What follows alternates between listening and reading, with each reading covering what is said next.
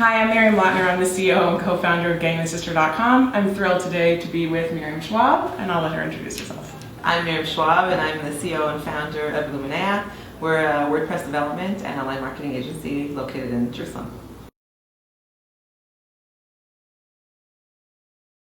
So after 2 years of doing the patent editing, and during my maternity leave, I basically founded Illuminea while sitting at home with my baby. And at first we didn't actually do web development, even though I always wanted to go in that direction.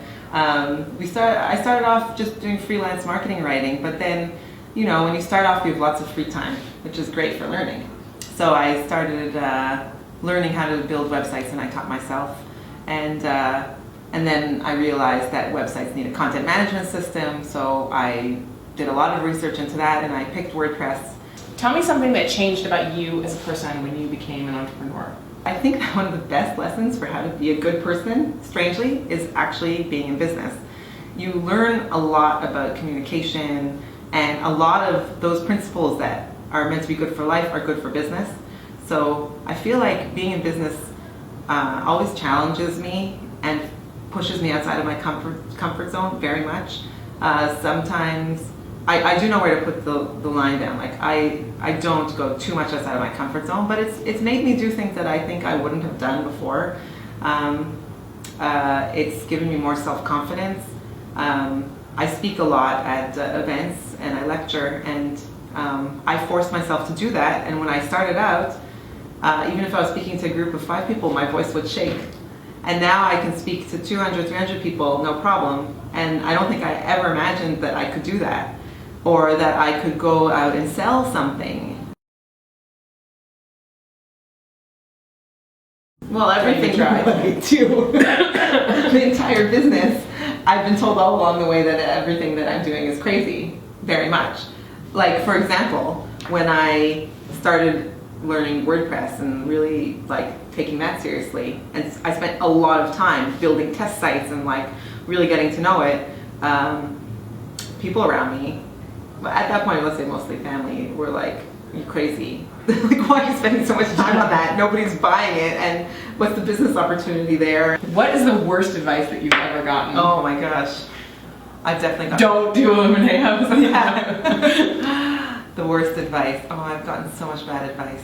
The worst advice, it's hard for me to remember specifically, but I've tried to have consultants a few times along the way. And like coaches or consultants? You know, coaching is, I guess, relatively new. I guess now they'd be called coaches, then they were called consultants. And it's a buzzword, right? Yeah, it's the same thing. And generally, they would try to apply your standard brick and mortar type of business principles to our office and say things like, you need, office stationery. You know, we don't even have office stationery. We've never had office stationery. The worst is when some government office needs us to write something official on letterhead. We don't even have it, and we don't need it because everything we do is digital. Right. There's no reason for it, and things like that. They just often didn't get the world of the web, and luckily, I think maybe this is something about people who set up businesses. I always felt like I knew best. Not always, because many people gave me good advice, and I totally took it. But when I didn't agree with it, I often turned out to be right, thank God. Even with people who had much more experience than me, but it was just not relevant. And this digital world, I guess, is new, and not a lot of people have experience building up a business that's so digital. So, right. Yeah. Okay. You want to tell us a little bit about WP Garage, WordPress Garage? Where did that come from? And oh yeah, I forgot to mention that that's Miriam's. Okay. Oh right. It's also about the spirit of the community. And it's about a lot of people giving of their time freely to build something and to help others. And when I started learning WordPress, I used Google a lot. Google was my friend and my teacher. And Google is always there. Google is always our friend. And I would find all these tutorials that people had written just to help other people. And I had learned so much from others, I wanted to give back to the community in some way. And at that point, that was one of the ways that I could do it. So basically, every time Rebecca and I learned something new that we thought could be helpful to someone else, why should they have to spend hours figuring it out? We would write a tutorial about it.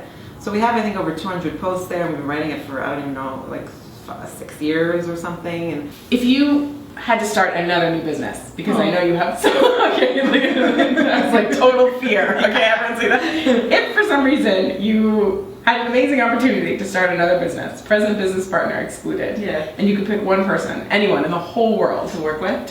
who would it be? Oh my gosh. And why? It's in the same field, so I don't know if that's okay. Okay. Matt Mullenweg, the guy behind WordPress. And he does work on other projects, so. Matt, are you listening? I'll tell you why. We have a match for you. I mean, I'm not worthy, obviously, but this is some kind of dream scenario, so that's okay. Right. So I like his approach to his business life. He is a strong believer in open source. He puts his foot down about the GPL license behind WordPress constantly. That WordPress must remain completely open source, all of it, everything that's connected to it. And he's a champion of it for reasons that the goal is to improve the world, which is the democratization of publishing.